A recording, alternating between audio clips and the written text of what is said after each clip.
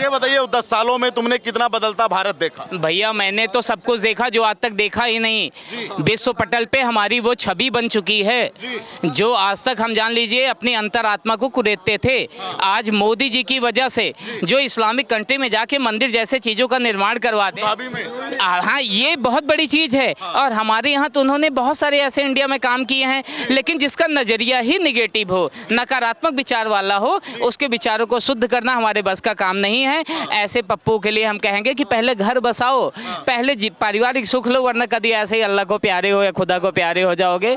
समझ रहे, आप इस बात का ध्यान रखिए। जय श्री राम। अगर मैं एक बात कहना चाहता हूँ। बोलिए, अब आप बोलिए। नहीं, अरे मुझसे बोलिए। मैं एक बात कहना चाहता हूँ। योगी ने जो 2-2 हज़ार रुपए के लाभ किया था, किसके खाते में आ भाई? किस चीज के लिए किया था? खेती के लिए किया था। अरे यार, किसान सम्मान निधि भैया 6,000 रुपए भाई तुम्हारा, देखिए इनका कहना गलत है। इनका भैया, इनका भाई साहब एक मिनट साहब सब कुछ आ रहा है मेरा। इन्होंने क्या किया है कि इनकी कागजी कार्यवाही जो है गलत हुई है। ये उसमें जो है जाके कहीं किसी अच्छे साइबर कैफे से या अपने पढ़े लिखे किसी बच्चे या भाई से उसको वो करवाएं, और बाकी आपको 6,000 सालाना मिलेंगे, ये मेरा दावा है। क्योंकि मैं भी ले रहा हूँ, मेरे परिवार। कौन देगा? अरे सरकार देगी। कोई ना दे रहा घंटा तो तुम्हें मिलेगा ही नहीं, तुम्हारे कर्म खराब हैं। अब ऐसा समझ लो, कर्म को अपने शुद्ध करो। मेरे बात पे भाई ये बताइए, अब 2024 के लिए अब मतदान कोई दूर नहीं है। मतदाता भी 5 साल के इंतजार में उसका वक्त आ चुका। तो मतदाता के मन में क्या है? क्योंकि मतदाता भाग्य विधाता है। भैया जो हमारा मतदाता है आज का, खासकर युवा वर्ग, वो देश का विकास चाहता है। जहां देश के विकास से समर्थित या देश हित में कार्य होगी वो काम करेगा, और उसी को सभी देंगे वोट, सभी उसी को वोट देंगे। भाई साहब मैं अगर गलत अखिलेश यादव ने गठबंधन तैयार किया उत्तर प्रदेश के अंदर। उत्तर प्रदेश में क्या लगता है? एक योग्य बंदा मेरी नज़र में 2 थे, अरविंद केजरीवाल जी और अखिलेश यादव जी, जब मैं पढ़ता था तब। लेकिन जो आप इनकी बात, एक मिनट भाई साहब, एक मिनट। जो केजरीवाल जी थे, इन्होंने बेचारे अन्ना हजारे को भूखा मार दिया। एक समाज सेवी होकर सत्ता के लालच में सत्ता पे बैठ गए। अब वो सही जगह पहुंच गए हैं। आतिशी चिल्लाएं, उसका कोई फर्क नहीं पड़ने वाला है। और रही बात अखिलेश यादव की, ये पढ़ा लिखा मूर्ख बंदा है जो बहुत अच्छा कार्य करता, लेकिन कहीं ना कहीं से ये अपने पार्टी के सदस्यों की वजह से या अपने श्रेष्ठ बंदों की वजह से कुछ बात कर दिया। मैं तो हूँ। सुनो, वो वोट वही करेगा बीजेपी जो, और जो और सुनो और सुनिए, जो होगा वही वोट करेगा, और जो मैन होगा वो वोट नहीं करेगा। इससे भी गलत बात। भैया ये एक मिनट, ये चमचे हैं। सुनिए एक सेकंड। नहीं अखिलेश, आप देश के प्रधानमंत्री को आप ऐसे शब्दों का इस्तेमाल कर रहे हैं, गलत बात है आपकी। भाई साहब गलत बात है कि नहीं? देश के प्रधानमंत्री को भी ऐसे नहीं बोलना। गलत बात यूज किसी को, आपकी भी गलत बात है। एक मिनट, आपकी भी गलत बात है। किसी के नेता के अब देश के प्रधानमंत्री को आप ऐसे नहीं बोल सकते। नहीं, किसी नेता के प्रति गलत नहीं बोल सकते। नाम बताइए आप। हमने नाम नहीं कहा, नाम किसी को नहीं कहा। आपने कहा कि भाजपा को वो लोग वोट देंगे। क्या जो भाजपा का जो वोटर है, सुनिए ना भैया, एक सेकंड भाई साहब, मैं उसको भी टोकूंगा, लेकिन नहीं, लेकिन सीनियर के भैया एक सेकंड, आप देश के प्रधानमंत्री चाहे कोई भी हो, आपसे उनका विचार मिलता है कि नहीं मिलता है, आप उनकी पार्टी के हैं कि नहीं है? इंदिरा गांधी, सुनिए भाई साहब, आप मेरी बात सुनिए। जिन लोगों ने कांग्रेस को वोट दिया, क्या उन लोगों ने प्रधानमंत्री नहीं बनाया कांग्रेस का? क्या तो ये सब? अरे आज वही तो लोग आज भाजपा को वोट कर रहे हैं। आज आप उनको गाली दे रहे हैं। आज आप उनको गाली दे रहे हैं। अरे आप वोटर को गाली दे रहे हैं भाई, आप वोटर को गाली दे रहे हैं। वो जनता आपको माफ नहीं करेगी। जो लोग इस वीडियो को नेता नहीं, जनता इनको माफ करे ना करे।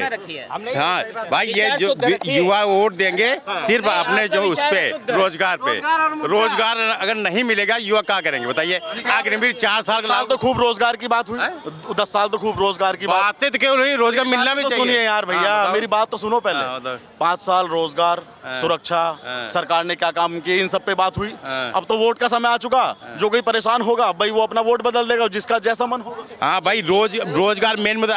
अगर युवा को रोजगार ही नहीं मिलेगा तो क्या करेगा? तो रोजगार बदल देगा सर, वो युवा बदल देगा सरकार? हाँ बदलेगा, पक्का बदलेगा, क्योंकि अग्निवीर 4 साल की अग्निवीर योजना लागू कर दी है और 4 साल बाद युवा बेरोजगार हो जाएगा तो क्या करेगा? आतंकवादी या तो बनेगा या तो भेजना किसी सुरक्षा बाद जैसे। एक युवा थोड़ा यार थोड़ा कुछ सीखो यार, थोड़ा कुछ यार। ये आपका क्या बदला? अदब से बात करना सीखो यार। तो मैं कौन सा गाली दे रहा हूँ? ये कोई भाषा नहीं होती बात करने की। नहीं, आपका क्या बदला मुझे ये बता दो ना। हाँ? गलत बात कर। अरे व्यक्तिगत तुम्हें बात करनी है, तुम आराम से करना भाई। व्यक्तिगत छोड़ो, कह तो रहा हूँ आपका क्या बदला मुझे ये बता दो। कुछ नहीं बदला, मैं तो यहाँ लोगों से पूछ रहा हूँ। मेरा देश विकास कर रहा है, मेरा देश विकास कर रहा है, ये बहुत अच्छी बात है भाई साहब।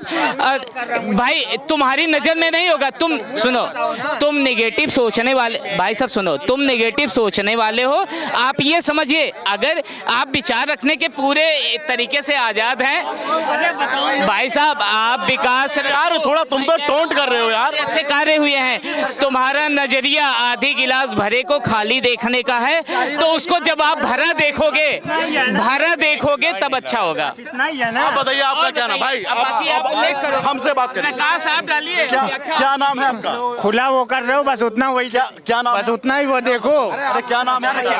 शुभम नाम है जी। शुभम भाई आप बताओ, आपने क्या बदलता देखा?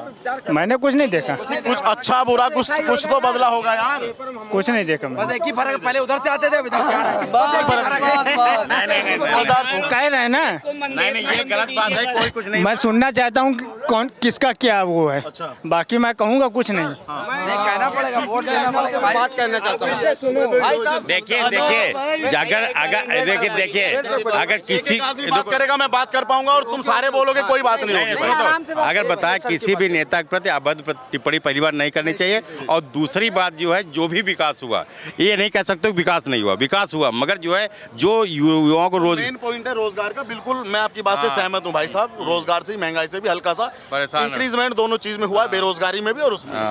ये चीज सही है। इस बात को आप सभ्यता के साथ भी पेश कर सकते हैं। सभ्यता के साथ पेश ही करना मैं इस चाहिए। देश के प्रधानमंत्री को गाली दूं या ये कोई किसी को पक्ष विपक्ष किसी भी नेता को गाली नहीं देना चाहिए।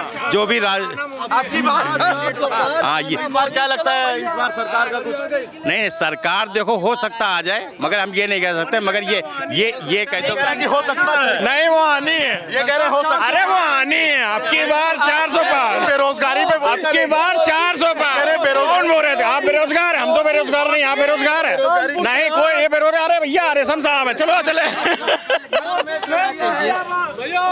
ओनली मोदी, जय श्री राम, 400 पार। ये मैं अपने भाइयों से कहूंगा, बाबा मैं अपने भाइयों से ये कहूंगा, विचारों के मतभेद को मनभेद न बनने दीजिए। अपने विचार आप रखिए, लेकिन ऐसा नहीं व्यक्तिगत स्वार्थ या अपने ऊपर ले लीजिए। आप विचार रख सकते हो, आप सुनिए और कहने के पूर्णतः अधिकारी हैं, क्योंकि संविधान आपको आजादी दे रहा। लेकिन जो अच्छा कार्य हो रहा उसके हाँ प्रशंसा कीजिए। और जो गलत काम हो रहा, मैं भी जो गलत काम मोटा भाई के जरिए 2-4 हुए हैं उसका मैं भी विरोधी हूँ, आलोचक हूँ, लेकिन निंदक नहीं होना चाहिए। आलोचना होना चाहिए, आलोचक हो, निंदक ना बनिए। निंदक गलत चीज है, आलोचना करना आपकी सभ्यता में और पढ़े लिखे बंदों की एक वो है। जो भैया अभी कह गए ना, किसी राजनेता के लिए ऐसा वक्तव्य कहना, वो राजनेता हमारे देश के प्रधानमंत्री के लिए अगर गलत वर्ड का प्रयोग कर सकता है तो हम तो आम आदमी, हम तो पूरी रात गाली देंगे। आप इसकी चीज को समझिए। अगर एक क्योंकि वो राजनेता था, उसको तो मुझसे ज्यादा एक तरीके से इस चीज के पब्लिक के बारे में पता है, कैसे मोटिवेट करते हैं, कैसे माइंड वॉश करते हैं। ये चमचों का काम है, जो कह गए ना कि ये उनका और हाँ वो ये है और वो है, ये जानते हैं। जो और पार्टियों के चमचे हैं उनके विषय में बात ही नहीं कर रहा। जिनके ये विचार हैं वो तो जान लीजिए दूसरी पार्टी के चमचे हैं मेरी नजर में, जैसे वो मुझे कह रहे हैं। जो चाचा ने जो शब्दों का इस्तेमाल किया, क्या उन लोगों ने कभी कांग्रेस को ही वोट दिया? कांग्रेस के भी कितने प्रधानमंत्री बनाए, आज वो यहाँ जनता जी नहीं, जब वो साइकिल पे जब से बैठ गए तब तक साइकिल भी पंचर हो गई। पंजा को जब से साइकिल पे ले आए अपनी खुद पंचर करवा ली, वरना कांग्रेस राहुल गांधी अगर ये ना करते तो शायद थोड़ा आगे जाते। लेकिन जब से उन्होंने गठबंधन किया तब से उनकी मटिया पलीत हो गई। आज दिन ये आ चुके हैं कि पूरे भारतवर्ष में कांग्रेस का मटिया पलीत हो चुका है हर तरीके से। अगर यूपी की बात करें तो एक नेता फिर भी समझ में आता है, सिर्फ अखिलेश और कोई नहीं, लेकिन वो भी तब तक जब तक कि पंजे का हाथ न थामे, क्योंकि वो ऐसे पिता का पुत्र है जो स्वयं एक गुरु थे और गुरु की प्रेरणा लेके अगर अपने पिता के पद चिन्हों पे चलेगा तो शायद आगे बढ़ेगा। लेकिन वो पिता के बस एक काम को भूल जाए, सन 1990 या 92 वाला गोलीकांड जैसा कार्य न करवाए तब, वरना भारत के बंदों या जो युवा वर्ग हैं उनकी छवि को हमेशा नकारात्मक दृष्टि से देखेंगे, उनको गलत ले जाएंगे। बस ये समझिए। ये बताइए, अभी पिछले जो सरकार बनी थी जब भाजपा की, उसके मैनिफेस्टो में था धारा 370 को रिमूव करेंगे, राम मंदिर बनाएंगे, सारे कार्य हुए। ट्रिपल तलाक पे हम काम करेंगे, वो सारे काम किए सरकार जी, ने। जी। अब जो सरकार का जो कल जो घोषणा पत्र बना है या जो संकल्प पत्र बना है, उसमें सरकार ने यूसीसी को मेंशन किया। क्या लगता है अगर पुनः सत्ता में वापसी की भाजपा ने तो यूसीसी पूरे देश में लागू कर देगी? जी भैया, लागू हो जाएगी ये भी, और मैं भी ये चाहता हूँ। एक चुनाव एक देश का हमेशा वो होना चाहिए, ये भी होना अच्छा है। आप सोचिए कई बार इसकी दिक्कतें आती हैं, क्योंकि हमारे यहाँ चाहे विभिन्न विभागों कोई भी चुनाव होता है अलग अलग टाइम पे होता है, जिससे हमारे जितने भी प्रशासनिक अधिकारी हैं चाहे किसी विभाग के हों, और खर्चा भी, हाँ, व्यस्तता और खर्चा लाके उनको इससे ला के चुनाव आयोग के अंतर्गत डाल दिया जाता है, तो वो अपने फील्ड का वर्क भी उस टाइम छोड़ देते हैं। जब एक टाइम पे होगा तो इससे कहीं ना कहीं से देश का विकास ही होगा। हमें जो विकसित देश हैं उनसे कुछ ना कुछ प्रेरणा लेनी चाहिए, उनके पद चिन्हों पे उन पे नहीं चलना चाहिए, लेकिन प्रेरणा हमें जहां से मिले, अच्छी चीजें हमें जहां से मिले वहां से गेन करना चाहिए, क्योंकि एब्जॉर्ब करना ही हमें, क्योंकि कोई भी बंदा पूर्णता को प्राप्त नहीं कर सकता, वो चाहे हमारे प्रधानमंत्री जी हों चाहे उनके विरोधी पार्टी का कोई बंदा हो। पूर्णता प्राप्त तब होगी जब युवा वर्ग चाहेगा, क्योंकि बुजुर्गों के आशीर्वाद के साथ युवा वर्ग की बहुत बड़ी चीज़ें होती है। जिस ओर जवानी चलती हो उस ओर जमाना चलता है, इस ओर कोई नई बात नहीं है। लेकिन मैं फिर भी उनसे कहूँगा, राहुल गांधी जी से, भाई साहब मेरा भी नाम राहुल भट्ट है, प्रतापगढ़ का रहने वाला हूँ, तुम भी शादी कर लो यार, भूखे प्यासे मर रहे हो, ज़िंदगी के मज़े लो, उसके बाद परिवार चलाना। देश चलाने की बात तो तब आएगी जब आप परिवार चलाने का आपको एक एक्सपीरियंस हो। मेरे माँ बाप भी कहते हैं बेटा तेरी शादी आज कर दूँ तो किस बेस पे, शायद आपकी शादी भी आपके माँ बाप इसी बेस पे नहीं कर रहे हैं, पिता तो है नहीं माता जी हैं, क्योंकि आप किस काबिल हो। पहले अपनी काबिलता जो है, काबिलियत आप अपनी दिखाइए, पुनः पैदा कीजिए। वो जो पहले से पारिवारिक रूप से मिली है वो तो अलग चीज़ है, पारिवारिक सत्ता ही नहीं, जो पैसे भी मिले हैं वो जो आपको पारिवारिक देन है वो किसी को आगे नहीं बढ़ाता। भले है ये कहा गया हमारे हिंदुओं में या हमारे इंडिया में कि बाढ़ें पूत पिता के धर में, लेकिन उनके कर्मों पे ना कि पैसे पे। आप तभी बढ़ोगे जब आप अपने पिता से, अपने दादा से कुछ अच्छे गुणों को सीखोगे। प्रत्येक नहीं, जो गलत थे, जो देश हित में नहीं थे, उनका आपको भी विरोध करना चाहिए। समय बदल चुका है, अब लोग बदल चुके हैं, अब सिर्फ मुंह देखी बात नहीं करने वाले हैं। अब हर बंदा, हर वर्ग एक समझदार हो चुका है, वो अपने तरीके से अपने विचार रखेगा। अगर इसमें किसी को गलत लगता है भैया तो कोई बात नहीं, अपने अपने विचार हैं। ये बताइए, अगर प्रधानमंत्री इस बार प्रधानमंत्री बनते हैं तो वो दोबारा से मोदी जी पुनः वापसी करते हैं, तो एक तो कांग्रेस का रिकॉर्ड टूट जाएगा, जो इंदिरा गांधी जी लगातार तीसरी बार प्रधानमंत्री बनी थी, और क्या राजीव गांधी का भी रिकॉर्ड टूट जाएगा, जो इंदिरा गांधी जी की मौत के बाद उनको सीटें आई थी 4? जी देखिए, इंदिरा गांधी जी के मौत के बाद राजीव गांधी जी को सत्ता सिर्फ से एक तरीके से मेरी व्यक्तिगत विचार है कि वो सिंपैथी, हाँ, सहानुभूति के रूप में भारतवर्ष की जनता ने उन्हें दी थी कि शायद उनके साथ गलत हुआ, लेकिन उस वक्त जनता जानती नहीं थी गलत कहाँ हुआ। अगर ऐसा कार्य कोई बंदा करता है तो कहीं ना कहीं कमियाँ कुछ उनके सरकार के प्रति भी रही होगी। आप प्रधानमंत्री मोदी जी जो आज विश्व पटल पे अपनी छवि एक हिंदुस्तान की अलग पहचान बना दिए हैं, अगर आप उनका विरोध कर रहे हैं तो आप ये सोचिए कि जो गलत चीज़ें हैं आप उसका भी विरोध कीजिए, जो चाहे पहले हुई हैं चाहे आज। मोदी जी के प्रति आज तक कोई कार्य नहीं है जो मोदी जी ने गलत किया हो। मैं स्वयं मोटा भाई जी के कार्यों से असंतुष्ट हूं। मोटा भाई बोले तो मेरी नज़र में अमित शाह जी अपने लड़के को बीसीसीआई के अध्यक्ष पद से हटाएं पहले, ये मेरी प्राथमिक मांग है, व्यक्तिगत विचार है मेरे। उसके बाद लेकिन अगर कोई पार्टी के कोई बंदा गलत कार्य करता है तो हम गालियां और गलत चीज़ किसको कहते हैं? सिर्फ मोदी जी को। अरे वो तो वो बंदा है जिसने देश हित के लिए अपना सर्वस्व न्यौछावर कर दिया। प्रियंका गांधी जब राजघाट दिल्ली में आई थी, कह रही थी कि सबसे कायर प्रधानमंत्री मोदी हैं। नहीं, ये तो उनके विचार हैं। अगर वो देखें तो अपने अगर कुल में देखें जितने कांग्रेस के अच्छे नेता थे, चाहे वो मोरारजी देसाई या लाल बहादुर शास्त्री, इनके परिवार वालों ने उनको बलिदान की बेड़ी पे चढ़ा दिया। ये क्या इतिहास भारत का नहीं जानता? यहाँ तो माता कुमाता हो चुकी चुकी है, इनका इतिहास तो ऐसा रहा है। तो माता, हमारे हिंदुस्तान की जो संस्कृति थी, पुत्र को पुत्र होता था, माता को माता नहीं। तो ऐसे विचार इनको नहीं रखने चाहिए। अब बुद्धि को थोड़ा सा शुद्ध करना चाहिए। हर सफल बंदे के पीछे एक औरत का हाथ होता है, ऐसा बुजुर्गों ने कहा है। तो राहुल गांधी जी ब्याह कर लेंगे शायद, तो हो सकता है 2-4-5 सालों में उनको थोड़ा ज्ञान आ जाए।